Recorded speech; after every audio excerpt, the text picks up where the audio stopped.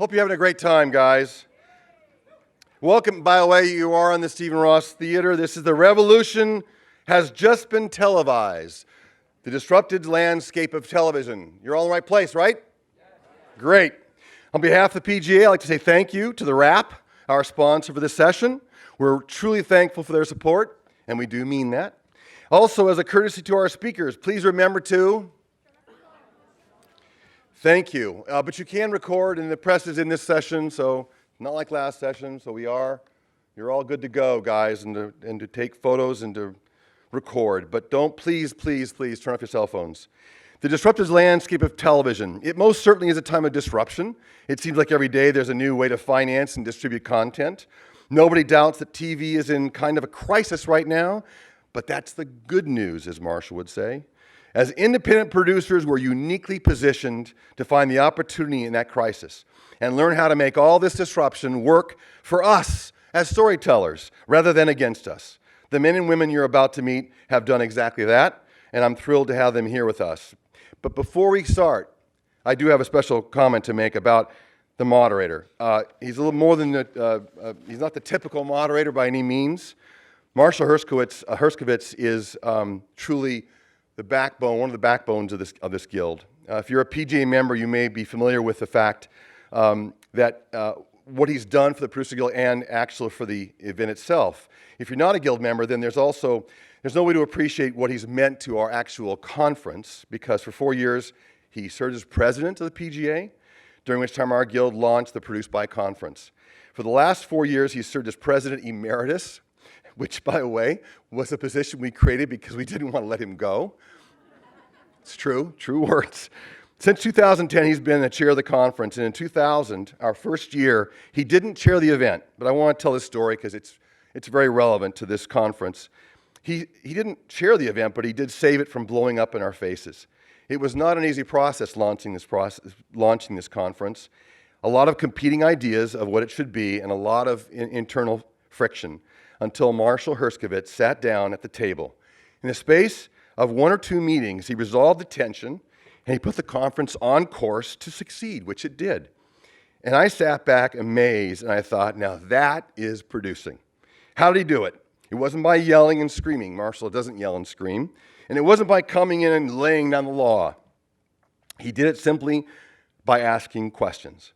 What do we want our event to offer our attendees? Who do we want to speak at the event? How could we enlist them in our cause? Marshall Herskovitz showed me that leadership is about asking the right questions at the right time. And we've been fortunate to have him at that table, at our table, asking the right questions ever since. No one believes more strongly in the power of this conference or in bringing producers together than Marshall Herskovitz. When you have a guy who knows how to ask the right questions, that's the guy you want moderating your Produced By panel. And lucky you've got him. Ladies and gentlemen, it's my extreme honor to introduce to you Marshall Herskovitz. Thank you. Okay. Why don't my panelists come on, and I will, I'm not going to read their bios because they're too goddamn long. They've done too much. But please go online if you haven't already. It's a really extraordinary group of people. And of course, we can't see from the back. Morgan, you're here.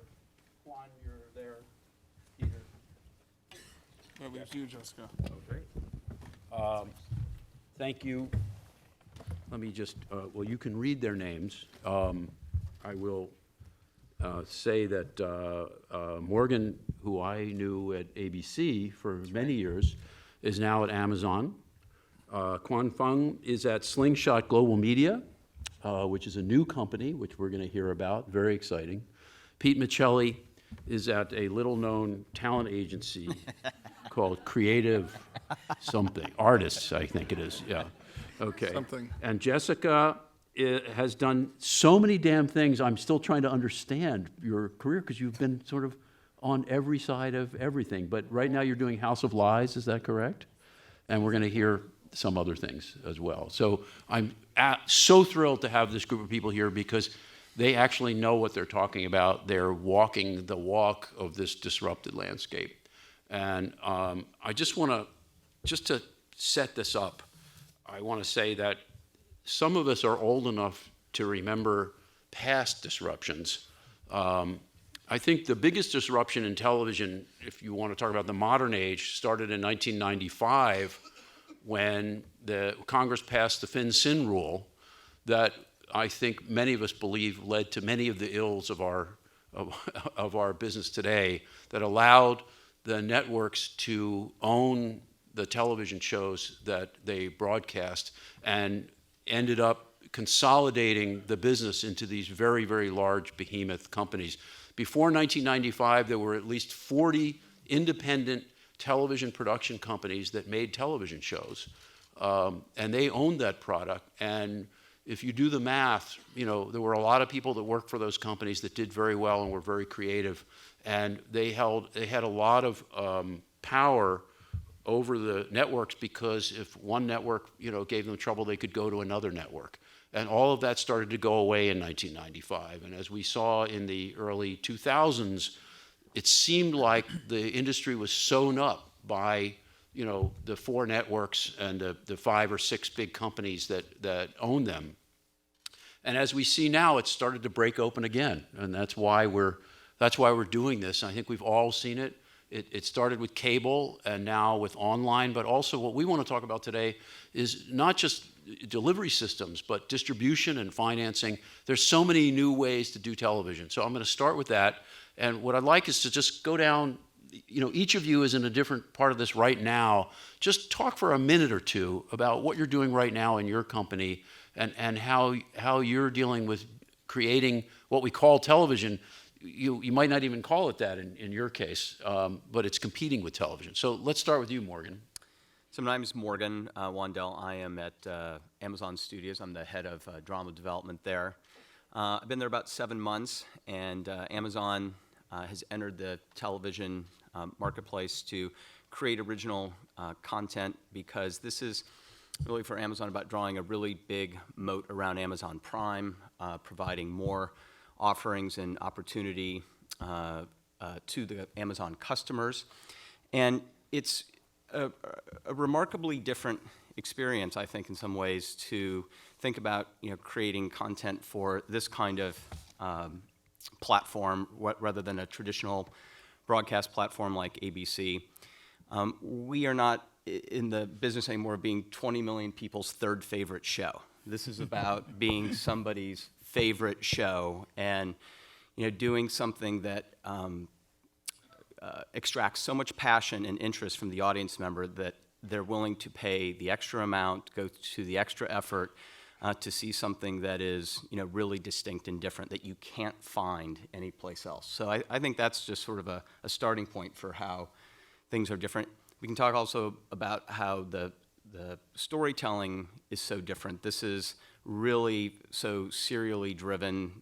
People tend to watch these shows one at a time. It's really an immersive experience. It's much more akin in some ways to reading a novel than watching traditional television. So that has incredible implications just for the storytelling and the production of these shows too. So it's similar, but it's very different at the same time. Hi, I'm Quan Phung, and I am with a company called Slingshot Global Media. We actually are so brand new that we just announced 8 weeks ago, or I started 8 weeks ago. We announced 3 months ago. And we're set up to be a independent television studio. And I think some of the things that Marshall and Morgan talked about, I saw as there's a need in the marketplace for a truly independent TV studio that allows for the ownership and the value to be brought back to the talent. Because I think that's what's been missing in the marketplace, and it's what's prevented really great shows from being made. And we're trying to figure out a way to take advantage of all these opportunities out there in terms of new platforms, both domestically and internationally also, and in a competitive environment, to do the kinds of shows that, like Morgan said, that become your favorite shows and are almost sort of artisanal in the way we develop them and we make them, so that it feels like of a voice and of a place. Interestingly, some of the first people we're talking to are novelists also, because like Morgan said, I really believe that where the consumer is now is in binge watching. I mean, I don't know when I've seen a show day and date anymore. My wife and I literally started watching Orange is the New Black last night. because it just came out, right? And so I think that given that, like, you know, novelists are a great source of IP for us to look at because they tell their stories one chapter at a time, and the storytelling can take all kinds of surprising and different forms. And it's a really great way for us to explore. That's not the only way we're going to source content because we're also sourcing them from overseas. I mean, we live in a global world now where it feels like the stories transcend boundaries and cultures, which I think is really exciting and how we hope to differentiate ourselves. So we're just starting out and trying to figure out how to, you know, make great content in this landscape. So Peter Micelli, I co-head the TV packaging division at CAA. I also, we don't have the division started, but I was at the forefront with a couple of my colleagues to try to create an independent television financing model that would help the smaller distributors get higher end content that would matter. And so those were the focus. I represent a lot of very high-end writers and producers and directors, Genji Cohen from Orange, among others. And so the thing that really, the introduction that happened in terms of the crisis of television, I think it is the exact opposite. I think this is the golden age of television once again. I think the amount of shows that we are selling and getting on the air now is staggering. And I only root for all different facets of the business to be healthy because it's just better for our clients. There's more work available. And so it's an amazingly exciting time as you see these shifts, and almost every 2 months a new distributor, either linear or streaming, comes into the agency and says, we're going to get into the scripted business. And some can do it, some can't, but it's an amazing time in television. I'm Jessika Borsiczky. I'm an executive producer and a writer, and I'm about to start on Monday the 4th season of House of Lies for Showtime. And, you know, I come to this a little bit as a, you know, provider of content, a creator of content, and a consumer of content. And just from a personal level, it's changed so much for me in the last, you know, 5 years. The last show I did before this was a network show for ABC called Flashforward, and it was a serialized show, and it was one of the most DVR'd shows ever. And at the time that I was making the show, and we were getting ratings that would today be very healthy, but at the time we're really at the sort of linchpin moment where DVR watching was taking over day and date watching. We were the number one most DVR'd show. We were 30% DVR'd more than the number 2 most DVR'd show, and we were canceled in the midst of that. They did not count DVR plays, and I think even now, even though they are counted in all sorts of different ways, you know, live, +1, 3, 30, I think it's been really hard to reconcile what that means for advertisers for very obvious reasons. So, you know, it was a very frustrating time to have a show that was serialized and very adult and on at 8 o'clock, and the lead-in was Wheel of Fortune, and not be able to sort of account for all the people that were tuning in a different way. That's begun to change. I'm now doing a show for Showtime, which accounts for its viewership really differently. And even since the first season that we've been there, the way that they distribute their programming were available on demand now, which was not something that was the case when we first premiered. We're available sometimes up to 2 weeks before the premiere on demand. They do replays. There's a different way that people are consuming all of these programs. I'm consuming television differently. I don't DVR programs anymore. I only watch them on demand or through my Apple TV, or, you know, and I'm a dinosaur. So if I'm watching something mainly on Amazon or Netflix or Hulu, then so, you know, who knows where everybody else is. So as someone who is coming up with new ideas, you know, I don't, you know, if you're a storyteller, you don't really care where it gets shown. You just want it to get out there. And I think, as Pete said, there's a lot of opportunity. The trick is, and we're all still figuring it out, how do you tailor the best opportunity to the story you want to tell? How do you make it work? How do you not get lost in a landscape where you're sharing audience with the Kardashians, who are getting 4 million viewers, and Game of Thrones are getting infinite viewers, and Walking Dead, and yet we're still on against them, and we're still alive and thriving, but it's a very different measure. And I'm writing a pilot right now, and I just had this moment where I had to decide, did I want to put in act breaks or not? Because 3 or 4 years ago, the difference between writing a pilot with no act breaks meant, did you want it on mainstream network or cable? But it's a different question now. It's Amazon, it's Netflix, it's Yahoo. It's a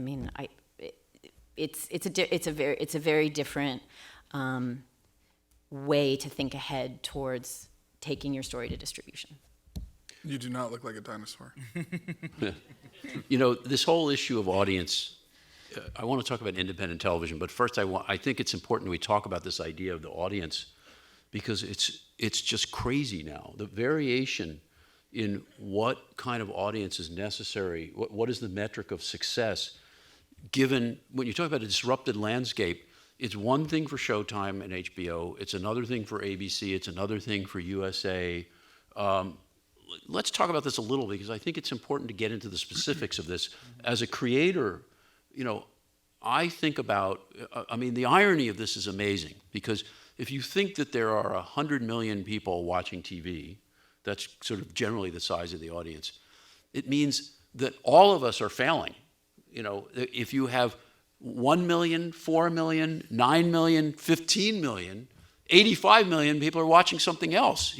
Back in the old days, you couldn't survive unless you had 20 million people watching your show, and then that slowly went down. But let's talk a little bit about sort of what each of these groups or areas in the business, what they need for an audience. What do you need for an audience? Do you think about that? For sure. And what subscription. Subscription. It Okay. has to drive to subscription. It's not, we're not So that's selling, like the premium cable model. That's right. Just We're like not HBO. selling advertising. Right. We're not, promising, such and such, to General Motors and have to, deliver on that. Right. We are about delivering subscribers to Amazon Prime. Right. But Pete, AMC, Mad Men had 900,000 viewers in its first, I think, 2 years, okay? That's right. And they lived with that because I guess the show made so much noise. Yeah. But at what point does it become, in the advertiser-driven networks, at what point is too low too low? Well, you look at, everybody has their different business models. So you could put this in probably 4 categories, right? So you have your broadcast network that live off of retrans fees and ad revenue now. So they have a dual revenue stream.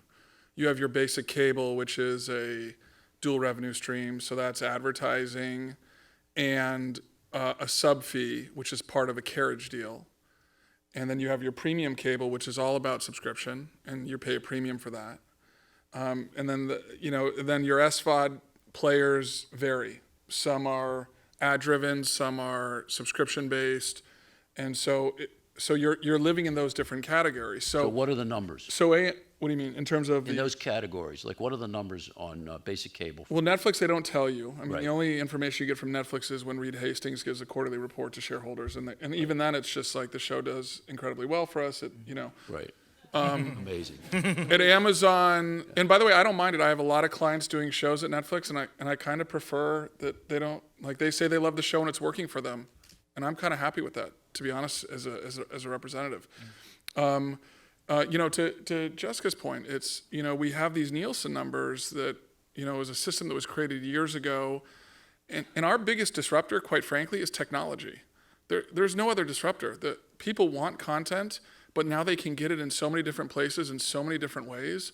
So if you want to put a disruptor at the top of the list, it's not independent studios, it's technology. And so you look at the kids today, how they watched, I have a couple of nephews that are 10, 8, like how many of them know ABC, NBC? None of them watch TV, at least in my small sphere. They all watch it on their iPads, and I'm like, well, look, there's a 60-inch TV right there, and their heads down, and Or their phone. or their phone. And so technology is the biggest disruptor. And so you look at all of these massive shifts, And once you really, as a producer, I would say, if I'm going back to what this conference is about as a producer, once you're setting a project up, don't assume you know what the win is for that company. The win for every company is wildly different. I can promise you that. This is what's utterly confusing. Yeah. Totally confusing. The broadcast networks, you kind of get the rhythm of it. They still look at the Nielsen numbers, but now they're looking at how many people are watching the actual ads within the show. And we're trying to push for the Live plus 7. That's been thwarted historically because of retail, auto, and movies. You know, that if we're not getting the bang for the weekend, all that kind of stuff. But they're showing more flexibility there. And so that system is going to have to adapt, right? So retrans fees help the broadcast networks in an amazing way. In terms of the numbers now, you know, I represent most of the executive producer on Sleepy Hollow, and that was considered one of the biggest hits last year. I think we were averaging like a 2.7 or a 2.8 in the demo, somewhere in there. I may be wrong, but it's somewhere in that world. What does that translate to? I think it's only a couple. I think it's, what is it, like 8 millions? I think somewhere in there, 8-9 million. I think. I'm not. That's what I was going to guess. Yeah. I'm not sure, but it's somewhere in there. Yeah. And everybody's really happy with that, plus the DVR numbers. You know. Yeah. I think if you look at what DVR has done, think about the reason serialized television is having such an impact today is because of the DVR or on demand. Whatever that device is, that now you have no pressure to be home Wednesday at 9 o'clock and watch the show or you will miss it. You have a system now where you can just press record, it will be there, and you can either watch it Wednesday at 9 o'clock or you could watch it Saturday, but you will not miss your show. And that's what's made the serialized television kind of revolution happen. That's where. Well, let me ask you something about that. Yeah. Even 5 years ago, when you would go to a network, they would say, you can't do serialized television because that destroys our aftermarkets. We can't market the show afterwards if it's serialized. Clearly that's changed. Now, how has that changed? How are they now making their money? It's changed a little bit. Again, it's the specificity of where you're doing business, right? So again, as producers, I would say to you, know who your buyer is, right? Still the big wins in terms of a back end is you sell it to a broadcast network, they resell it to a cable channel or second window streaming video, right? So you're creating another big revenue stream. And then you're selling the show all around the world. You know, the world is, every major territory also has 1,000 channels. And what does that mean? They also need content to fill those pipelines. And so when you get to this place of, you know, procedurals that have a sense of humor, that aren't so dark and hard, sell all over the world really, really well. Genre shows that have a mythology, Space Odyssey, you know, a Sleepy Hollow, a Lost, a Heroes, those sell all over the world really, really well. And so when you catch lightning in a bottle, when you have a show like that works here and also sells all over the world, and they have the same kind of windowing we do, free window like broadcast network, pay window plays a little bit less. And so you're looking at these shows as, you know, on one side it's very much an art and it's really important to the creators to do and say something about contemporary culture through their show. And then the other side is the business side. And as producers, you're kind of really in that center spot of, I've got to make a great show, because if I don't make a great show, people aren't going to care. But then how do we make a great show that also is something relevant on a global level? Because that's when the show becomes such an insane asset in terms of what the value is. And but to answer your question directly, Marshall, and I'm not trying to avoid the question, it's changing so much so fast.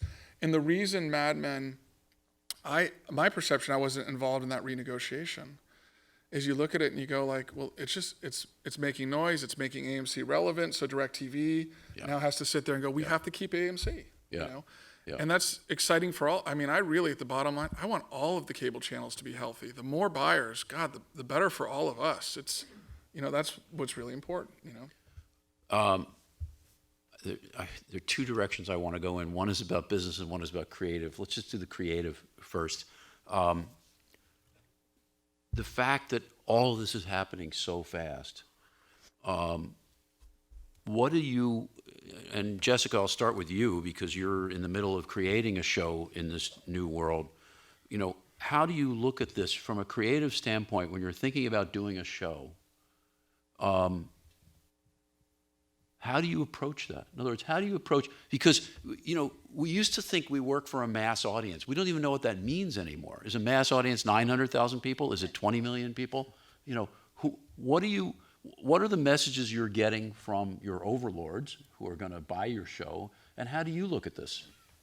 No, it's a good question, because what does the audience want? How are they going to consume it? I also think there's in the end of the day, there may be 300 outlets where there used to be 10, and so everybody's sharing a smaller piece of pie now, and the money appears to be shrinking a little bit as a result, but the consumer wants something that looks as good as ever. The consumer's used to production values going through the roof. They have opportunities to see movies that are exceptionally produced. So there isn't really a commensurate effect in the creative process where it's like, oh, well, now you're making shows that are for, a 50th of the audience that you used to get, because even the biggest hit shows are facing that.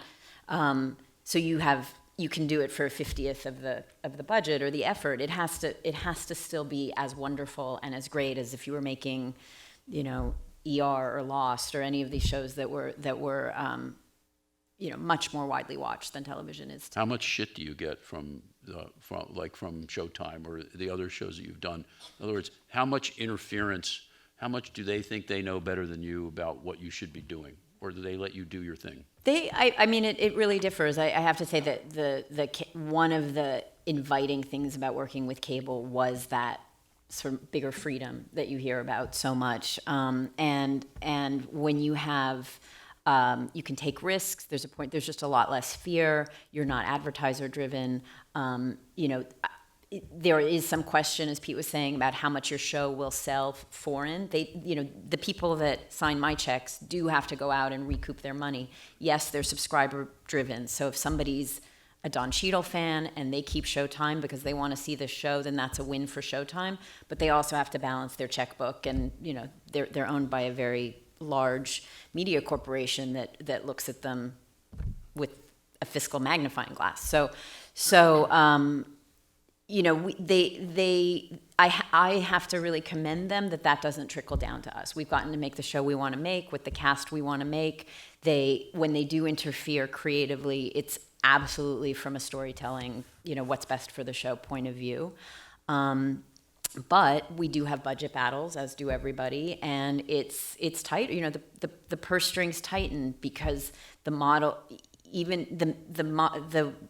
the way that you measure a win or a success or how to bankroll your show isn't as clear. It's very vague now. So I can't really point and say, well, our show sold this much advertising or this much internet. You sort of have to take their word for it. How much I was shit gonna do say- you give your people that do shows for you? Well, I'm trying not to, right? We're trying to, create a really great environment for people to come and, really do their best work and take real creative chances. I'd say a couple things just to add on to, what Jessica was saying is I feel like the shows that we're doing have to really be loud and distinct. There are so many other titles on Amazon or titles that we license that, if it's like other things that are already on television, we can just license it. Why would we go make it? We're looking to break out and, stand apart from the 60 other entities that are doing scripted programming. I'll go back to it's got to be somebody's favorite show. Are these characters? Is this a world? Is this an opportunity to do something that's really, truly immersive so that people will want to just, gorge on episodes one after another? And I think, once you start kind of letting yourself think of it in those terms and being a little less concerned about, obviously we have to succeed for the company, we have to drive subscription, but, I say to everybody, this is kind of like the best of the old and the best of the new with none of the horrible shit of either, right? You've got, real money to spend. We're trying to do really premium stuff and be in business with the very best people. Are you doing pilots? Yes, You are. Mm-hmm. Okay. we are. But with that, like, I'm not coming to you and saying, Yeah. Marshall, would you like to come do a show about how to put lipstick, teach kids how to put lipstick on in their bedrooms, like, like a lot of these YouTube shows. It's not, YouTube is great, and Yeah. there's a place for it, Yeah. but that's not what we're trying to do, right?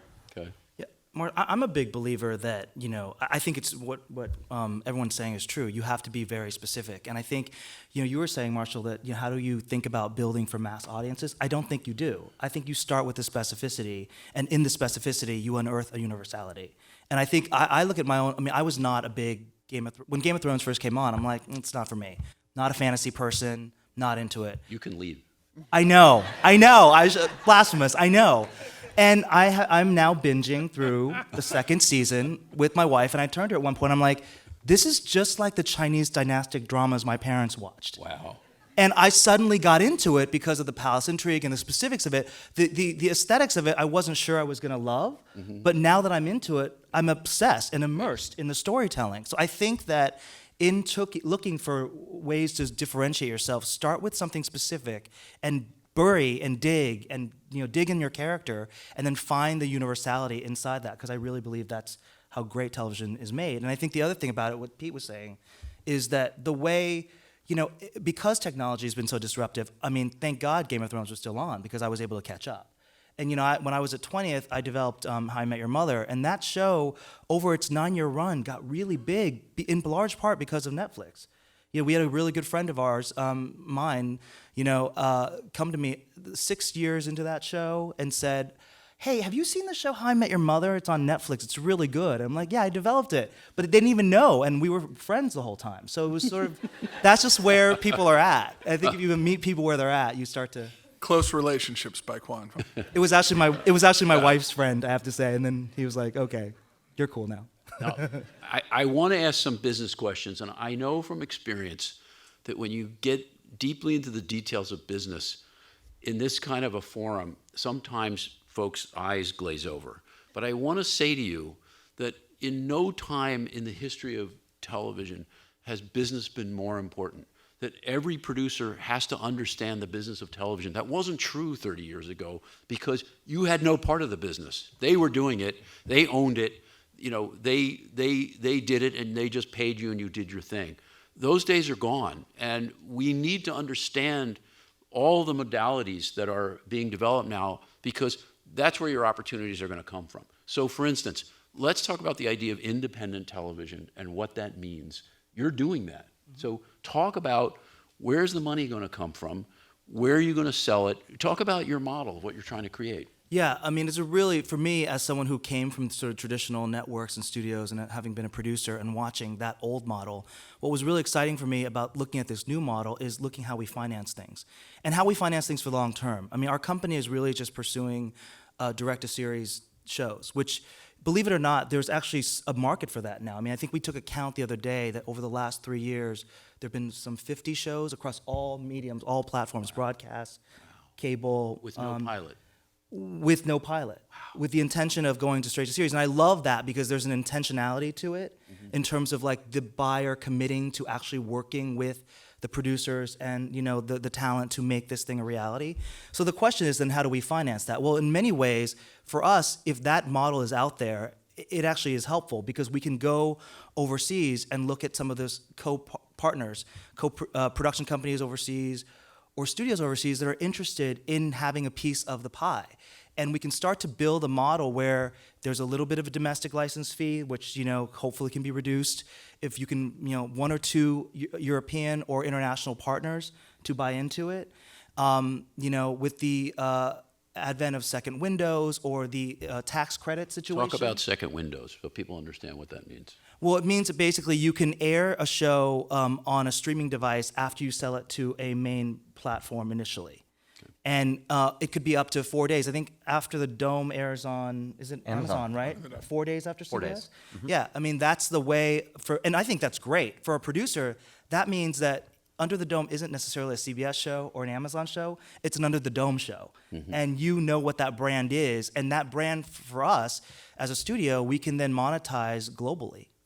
because Under the Dome in Europe could be seen in their markets and in their streaming circles. So it's an interesting way of doing it. Now, are you going to get into formats? In other words, you could do an Under the Dome, a French version of Under the Dome, and a German version. But in this case, you're going to sell this one show in these different territories. Yeah, initially, it's case by case. We're going to take a look at and try to be very, mindful. The great thing about being an indie is that there are no rules.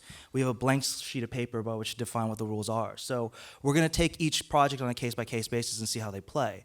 For the most part, I would love it if we could play the US version in other countries. We're looking at, like I said earlier, I think we're looking at content that inherently have some kind of global quality to it. And what I mean by that is not necessarily the classic, I'm sure we've all heard this pitch, you guys, like the Interpol show with like a cop from each country. That's not what I'm talking about. I'm talking about what is human and what is, relatable across all cultures. Pete, how many companies are trying to do this independently, would you say? Independently, if you, Lionsgate and Sony, I consider independent, but they're massive companies doing incredibly well. There are probably 7 that are doing it now that are really have dedicated staff and providing overhead and getting shows on the air. And, I'm seeing... Are they then owning the show? In other words, the network doesn't own a piece of that No, show? every deal is different. If you have a really big property or great script that multiple networks want, generally you could end up with just a licensing deal. But I always find if you're thinking kind of on the long run of it, giving that broadcast network or cable network or premium channel, just giving them a piece of the show is really smart, because then everybody's really invested in the win.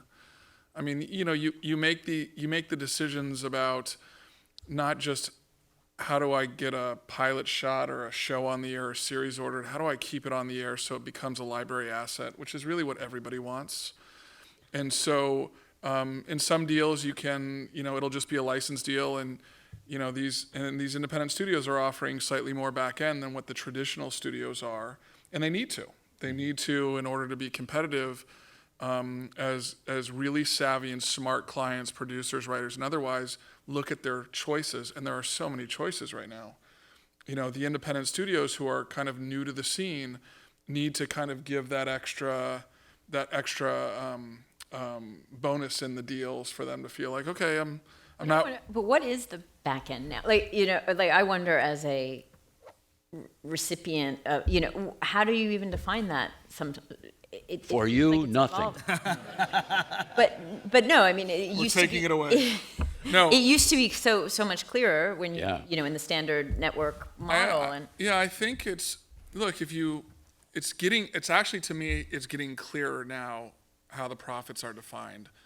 When you were talking about FinCEN, right, which I totally agree with, FinCEN really changed the landscape. I remember when I first got promoted, there was Carsey Warner and Whit Thomas and Aaron Spelling, and it just went on and on and on.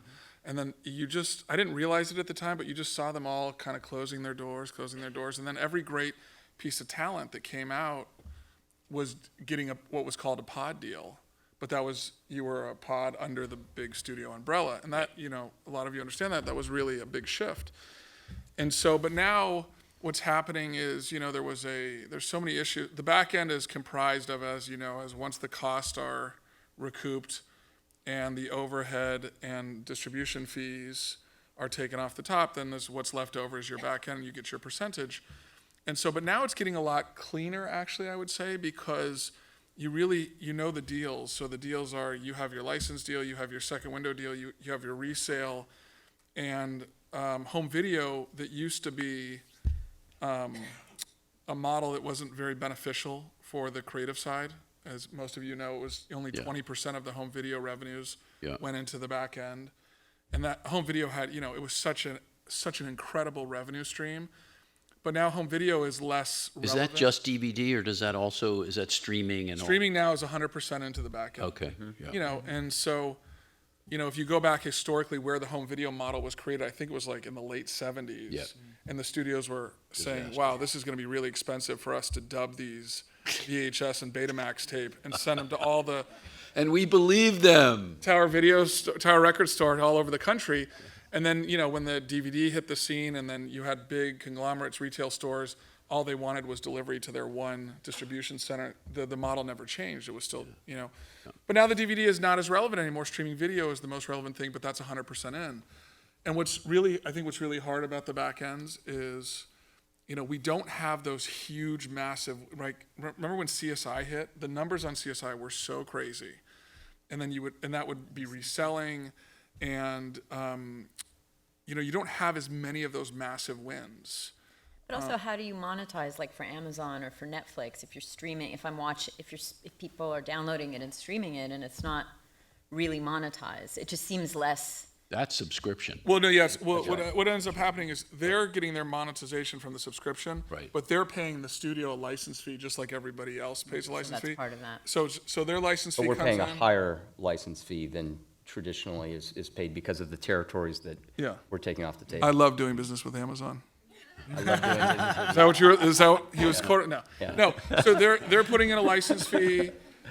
Then you have your soft dollars, and this is such a thing as the tax credits, all these amazing jobs that are leaving Los Angeles.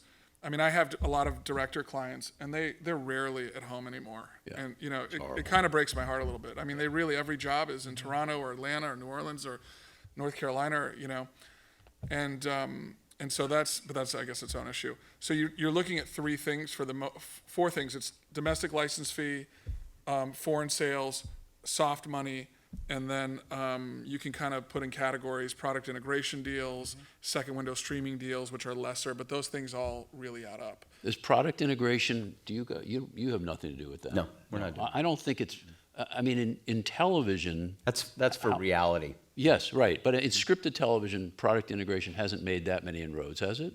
Broadcast network shows have them, and they want a lot. They have. Yeah, a lot of a lot of showrunners who participate in it, you see, they get a lot of kudos from the studio for doing it. Uh-huh. And What's an example of that? You were nodding, yes, Jessica. Well, when we did Desperate Housewives, there were product integrations for Right. for cars Right. all the time. That was a big one. Was that a significant amount of revenue from them? It was, it was more of just a big deal that we had done it at the time than it was financially significant. Yeah. I mean, I find actually in cable, it's easier to make smart integration deals, because if you have something that really makes sense for your show. My show, House of Lies, is set in a very aspirational world of fancy cars, computers, cell phones. So it's a help. I prefer to have real products. I prefer not to black things out or make up fake names. And if you can get an integration deal and you can ask that it hits your budget and not some amorphous promise somewhere else, I think it's really helpful, and it actually feels very real. And I have found on cable it's easier than at ABC or broadcast networks, because there are no advertisers. Right. So you're not offending one cellular company if you're promoting one cellular company in your show. The trick always was figuring out what the show wanted and what worked for them creatively, Right. and what also worked for the ad sales team. Yeah. Like a lot of times, the ad sales team would come and we've got an opportunity to, put a Mr. Coffee, coffee maker. Can we do something around that? Like, what are we supposed to formulate around a product like that? Right. Versus, if there's a really cool car, but that the producers would want, but GM was the principal advertiser. Yeah. Then you're at kind Goodbye. of cross purposes of Yeah. the ad department. Yeah. And we're really lucky. We're very supported that way by Showtime as well. Like, even a great deal, they will allow us to walk away from if they want approval of our content. And we have, for example, we had scenes where our characters were looking at pornography on their cell phones, and we didn't want to not do that, so we didn't make a deal that prohibited us from doing that. We shot an enormous amount of our second season in Las Vegas, and we made an integration deal with Caesar's Palace that was really successful. And the biggest part of the negotiation for me, for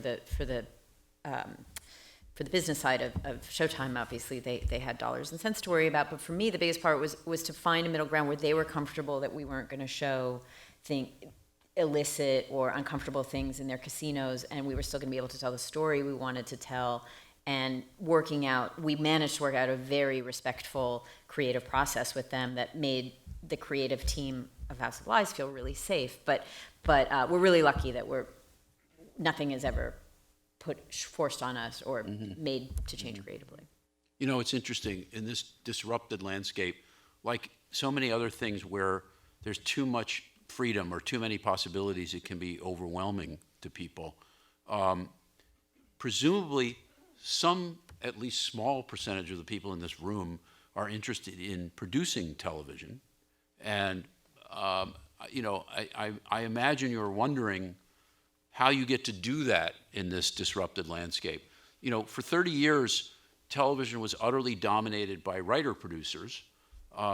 That's still true, but less true now. And you have more, quote-unquote, non-writing producers now. But, you know, I don't know if there's a good answer to this, but I have to ask anyway, because I know a lot of people in this audience are asking the question, how does somebody get to do this now? In other words, you know, and each of you are going to have a different perspective on this because you range in a lot of different ways around the business. But what would you say to someone who is, you know, coming up in this business, has a great idea, has done something before? You know, how do they find their way in this incredibly complicated landscape right now? People must ask you this.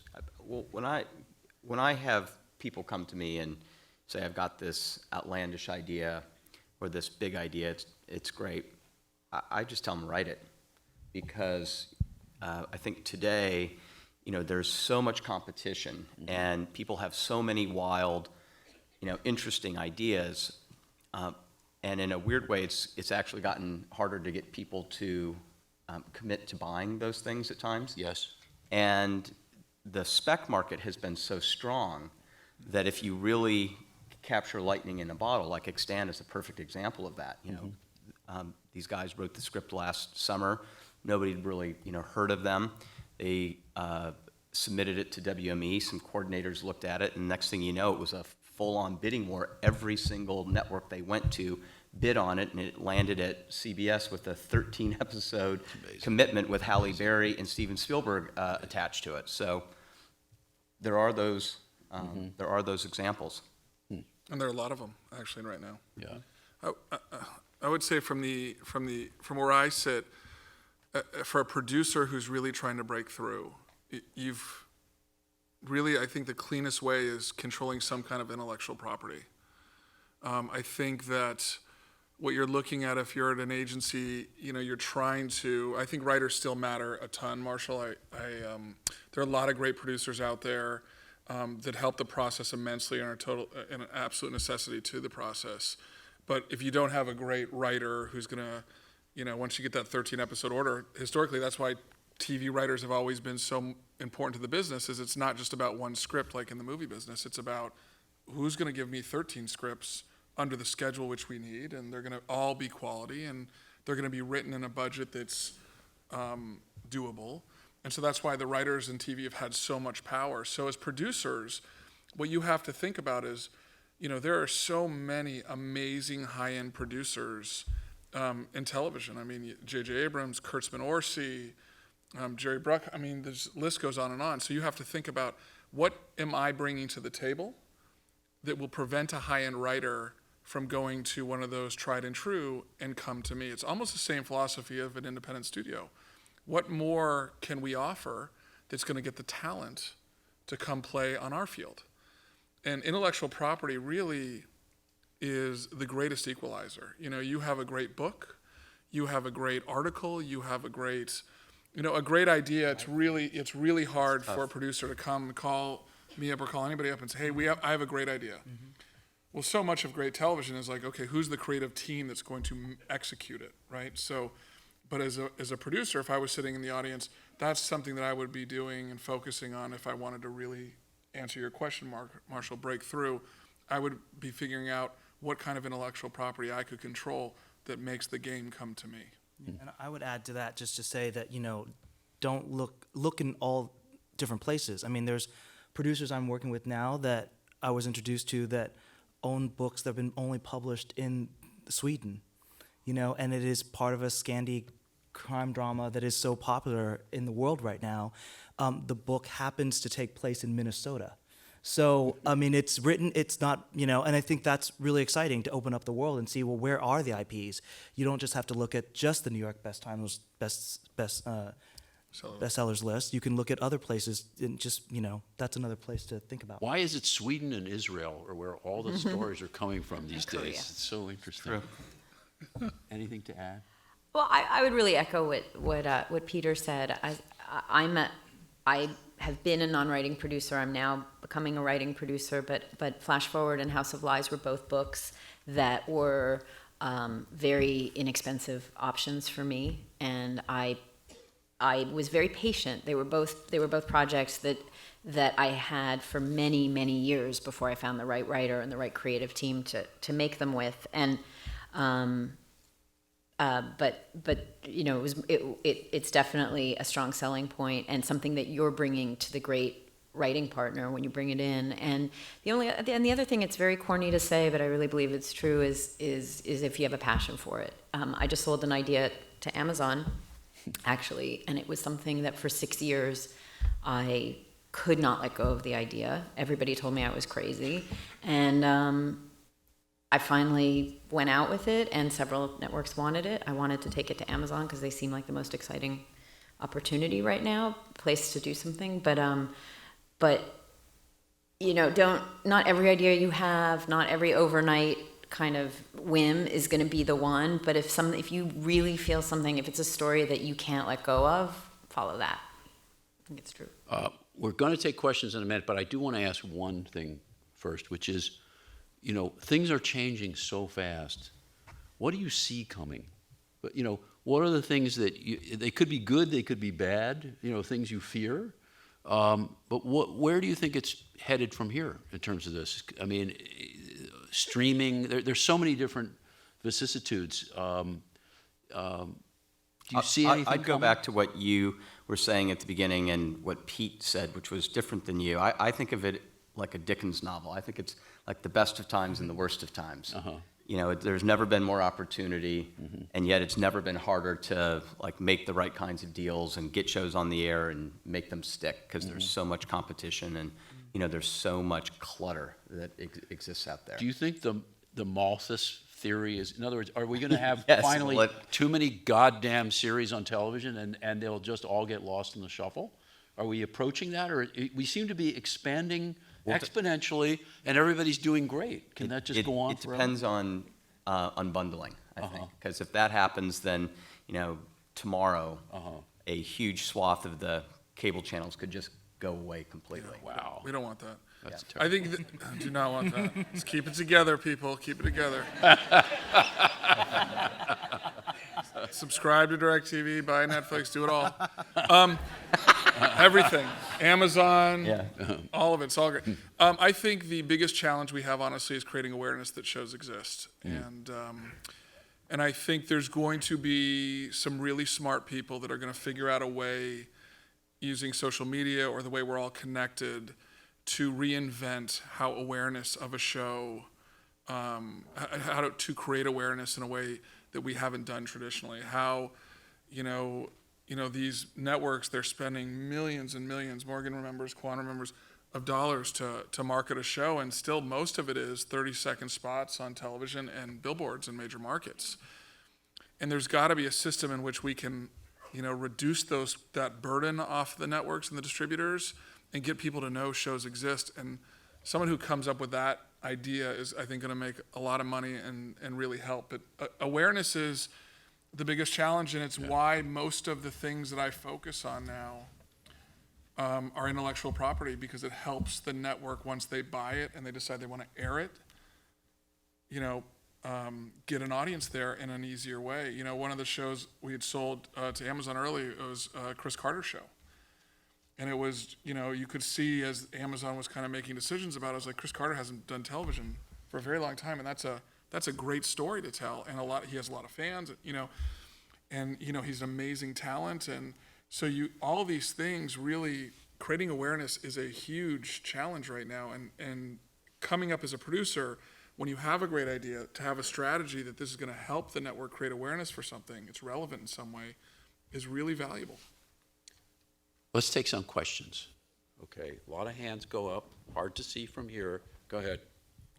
Wait, there's a microphone. Thank you. How are you utilizing big data, and how is it really driving content? Can you talk about the impact of big data and what it means to you? We have a lot of data at Amazon. On Amazon Instant Video, there are, I think, close to 400,000. They have a lot of data at Amazon. Yes. Yeah, that's an understatement. about each one of you. Yeah, The drone is outside. we know what you bought last week. But you actually can gather a lot of information to hopefully the hope is that you can use that data to increase your batting average even just a little bit. Because if you can, increase from, if you're a 250 hitter and you can go to 300, what's the lifetime value of that, over your career? Probably a lot of money, right? Yeah. So if we can, look at the kinds of things that, people are already responding to on Amazon Instant Video and use that, I also sort of liken it a little bit to fishing. Like, you don't know if you're going to catch the big fish, but you can at least use this data to start to identify where the fish tend to congregate and the kind of bait that they like. And if that can, be useful for us as we think about the shows we want to pick up and make, maybe that helps us increase our batting average just a little bit. The folly in it is you don't want to chase other people's development and just do knockoffs of, other things. Hits never come from that. But it's the smart application of that kind of data to just do a little bit better. Mm-hmm. Anybody else want to talk about data? That's okay. All right. Yes. Wait for a mic. Here comes the Let's mic. talk about data. Thank you guys so much for your time. You guys have talked about an immersion experience that you're trying to create with these shows that are now serialized, which we all fall in love with. I wondered if you could talk a little bit about if you guys are looking to create even extra content. 'Cause things like Xbox and the PlayStation are creating extra content for more immersion outside of the show itself. Is that something that you guys are thinking of doing as well? Like on Amazon, would it behoove you to have like a website with more information about the characters, and the more you watch, you can unlock content? Or do you see that as a way that the industry's going? It's possible. It's so early on in this. You don't really know where this is all going to iterate towards. I think that that's absolutely possible, and we have the ability to do that because this is nonlinear. And, as we see, where the audience wants to go and what the audience is doing, if there's an opportunity to do that to help our business overall or to create a more immersive experience, you bet we'll do that. Jessica, do you do any of that on your show? I mean, I think it's a slow. We're slowly getting there. For example, I'm asked to live tweet a lot of our episodes of House of Lies now, which I love, and I love to. It's almost like an instantaneous focus group of fans. So it's really fun to interact so directly with the fans. There was a thing I noticed on the House of Lies Facebook page. They asked, who was your favorite? We had a bunch of new characters last season. Which was your favorite of these new characters? And I was like, I'm going to read the comments because we're starting the writer's room on Monday, and it'll be interesting to, not that we're, as Morgan said, we're not going to chase after, what does everybody want, but it's interesting to know who touched a nerve. So I think that it's slowly starting to integrate. They've created one of the things I was thinking when I sold the show to Amazon recently, which is it's a based on true story historical show, and I had looked for a book to base the idea on, and there really wasn't a book that captured what we were looking for. And one of my thoughts in selling it to them was, if this gets to go forward, maybe we make an ebook. Maybe we make, there's so many ancillary ideas that Amazon felt suited for. But I think these are that's the next frontier. I don't think people have done it yet, and I think we're gonna have to start offering a more. And it takes resources also. Yeah. A lot of resources. Okay. Yes, sir. There. piggybacking on what Peter said, is there about awareness, is there or can there be a true replacement for the broadcast or cablecast lead-in? So much of getting an audience is we're leading in with this show, and you could go on Netflix and they could prompt another show, but it's really not an equivalent. Do you see any equivalent on the horizon in a nonlinear world? To a lead-in? Yeah. No, I think, I mean, how many of you go home and watch a block of television on, do you just decide I'm just going to turn on one specific channel and just watch it? Who does that? Does anybody in here do that? Couple people. Maybe they're ahead of us. I don't know. 0.05%. It could be a reverse curve. back. They could be going in the right direction. I mean, most people are identifying now. They hear something that they're interested in. They're either making an appointment television, or they're recording it, or they're getting it on demand. And what, at least the data that we've seen, is that more people are watching television. And to Marshall's point, what do you call it exactly? Well, I still call it television because it's just, I think it's in that form. It's either an hour-long show or a half hour if it's a comedy. Whatever, however it's distributed is changing, obviously. But I don't think anybody's going and just watching a block. They're just picking, at least on the scripted side, they're picking. I'm agreeing with you. Yeah.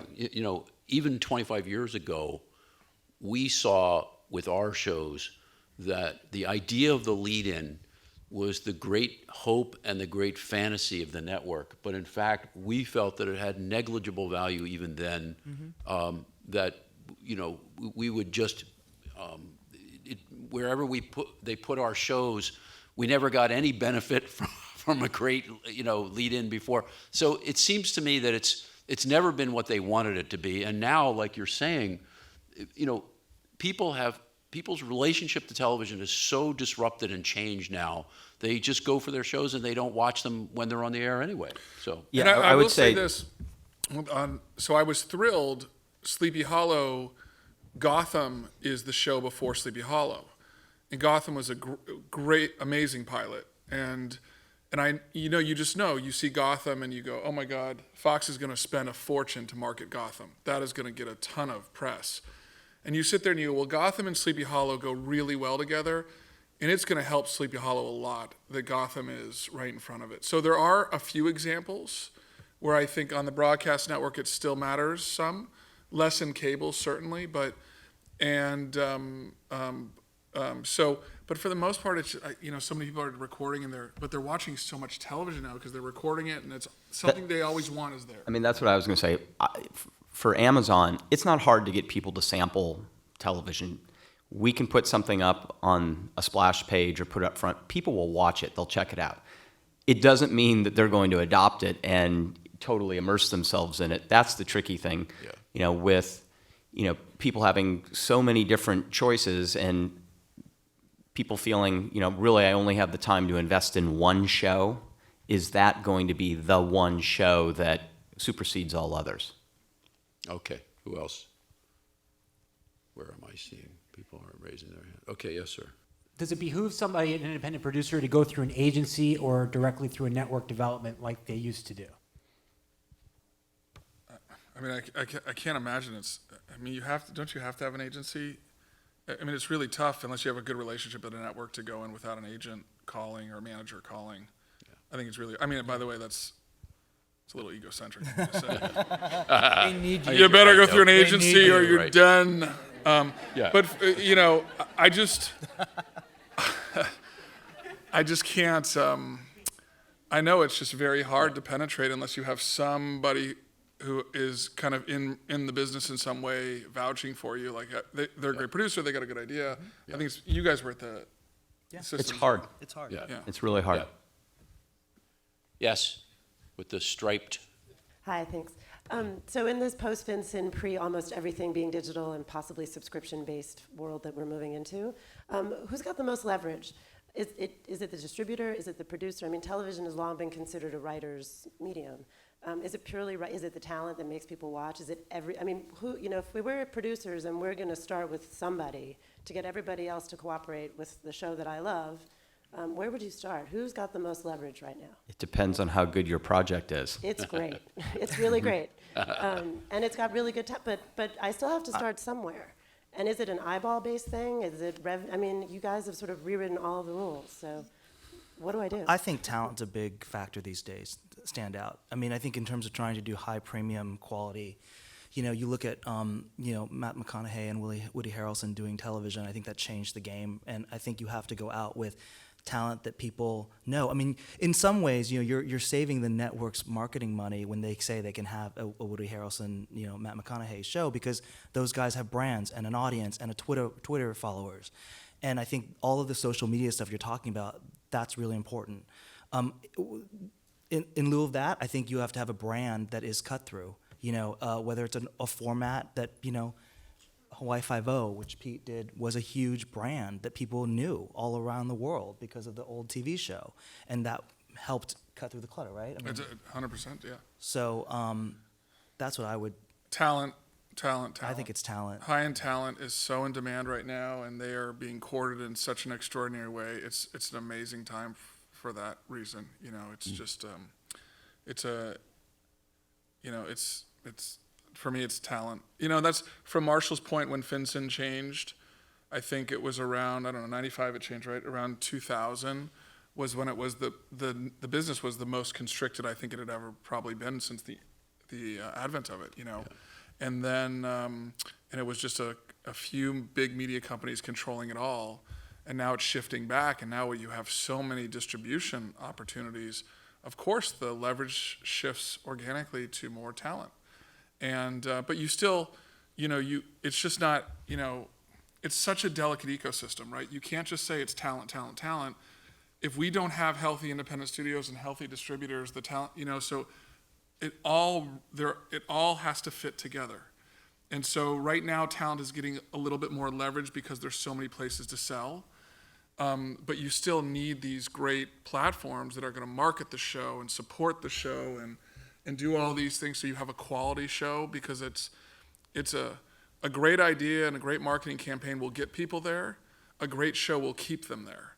And if you don't have the keep them there, then you got a show on the air and it's done in 13 episodes and, great. Who else? Yes. Thank you. I've got a question primarily for Peter, but I'd be interested in everyone's input about intellectual property.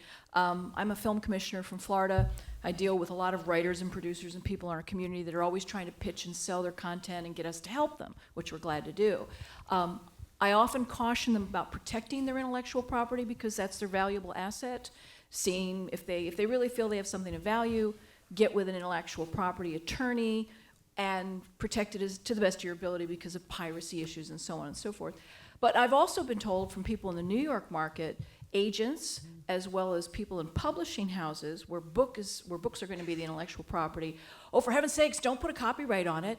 Don't put a WGA registration on it because you scare off the publishers. You're already taking away their potential to have an ownership of your intellectual property. What is up with that? What is the truth? Do you really go for the protection of your own IP before you go to an agent, before you go to a publisher, before you go to a distributor? I mean, I can't speak to what the publishers are telling them. I can only say to you that I tell clients all the time, is this registered with the Guild? It's one of the first questions I ask. Yeah. You want things registered and you want things protected. You want it to be on the up and up. Nobody wants to be here stealing ideas, So I don't know what the publisher's issues are. I couldn't speak to it.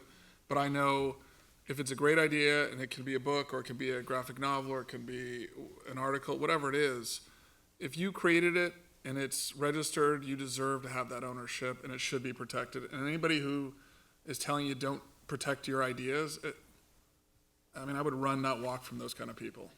But I can't speak to the publishing business. I don't know it. It's going to be the same issue. In other words, transmedia holding on to all the rights, it's the same issue. In other words, they're going to want all the rights. Yeah. They're basically in the own. Everybody, the networks, the studios, they're in the ownership business. So it's what you can negotiate, basically. You have to have a lot of leverage if you think you're going to control the rights across the board. Yes. I'm a lawyer, and I've been doing a lot of 1090 deals recently. I think this question is probably directed to you, Peter.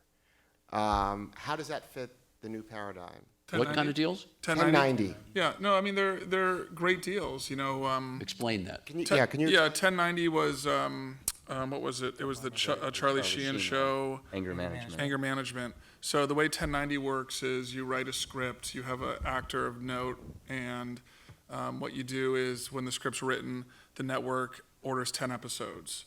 And every deal's a little bit different, so I'm gonna give you a very general thing. The network orders 10 episodes. If the 10 episodes on average perform at a certain number, they automatically have to order 90 episodes behind it. And you do 2 shows a week. And so you would get to 100 episodes within 2.5 years. Which was great. It's got its pros and cons because, look, it's not like, you know, it's very hard to make good comedy, right? And then you just say, okay, but now make good comedy, but do it twice as fast. You know, and it's like, you know, we have to take a second here and say, you know, I have like a lot of clients that are just, they write a pilot and they're producing a show and they're just, it's like crushing their soul, just how hard they have to work, the torment of it, is it good enough?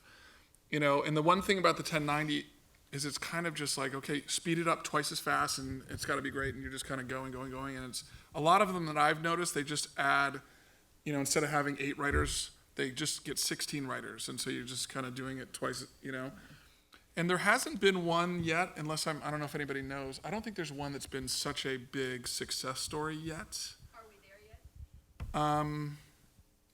I don't know, are we? This reminds me of the deal James Arness had in the 8th season of Gunsmoke, where they had to do all of his coverage first, and then he would go, and everyone else would do the rest of the show talking to the air. That, you know, when you get to the point that the deal and the money are so driving the creative, you're just in another world, and you know, God bless them that they're that rich, but I don't think it really. 1090. I think Tyler Perry's done. He's done very well on it financially. I think that's really the only big success story, I think, but I could be wrong. But I mean, I don't know the formula for success, or, you know, I wish I did, but and Morgan has been through this too. Producing it might seem really easy on paper to produce television and write television and make it good and cast it properly and edit it properly. It is so time-consuming and difficult, and if it doesn't come from a place of really believing in what you're doing and really being trusting with your collaborators, because it is a massive collaborative process, so true. You may succeed, but you're going to end up in the hospital. It is so true. It is so to me the only way to do it, and I haven't achieved massive success, but I wouldn't choose to do it the other way. I can't. It's really difficult. It's really. I know it looks easy, like, oh, you sit around in a room and you tell jokes, and then you have a script, and then you go to set, and it's really, really difficult, and a lot of people are exposing themselves, and personalities have to come together in order for it to work, and it has to be very slowly and deliberately and tightly put together. Okay, one more question. You got a guy waiting. Who is that person? Hi, I was just curious, what would you say are the main differences between creating a show that's platformed for a cable network versus an internet platform? Well, I think there are some similarities to it. I think they are trying to drive, the same kind of binge watching. I think in some ways the SVOD, type shows are even more serialized, but it's hard to say that, Game of Thrones or Mad Men or Breaking Bad aren't really, heavily serialized. I think it does get down to the particular differences of, some of the cable networks. Like, for example, there are a lot of cable networks that have a very specific brand lens that they're putting all of their development through. I just don't think that's really nearly as relevant anymore. I don't think people tune in to watch a USA show. They just want to watch their favorite show. We don't have that. There's not an Amazon filter that we're putting through, all the development projects. We're looking for great, unique, flawed characters and interesting worlds and, terrific storytelling. But I think that's probably one of the main differences that I can think of. Well, we are in an incredible moment in television, if you can even call it television anymore. It's really a historic moment in terms of the amount of opportunity and what's happening. And I'd like to think I understand it a little better now, but it's so huge that we could do 6 of these and not cover it all. But I thank you guys so much for bringing your insights and your intelligence to this. We're all so grateful. I thank you all.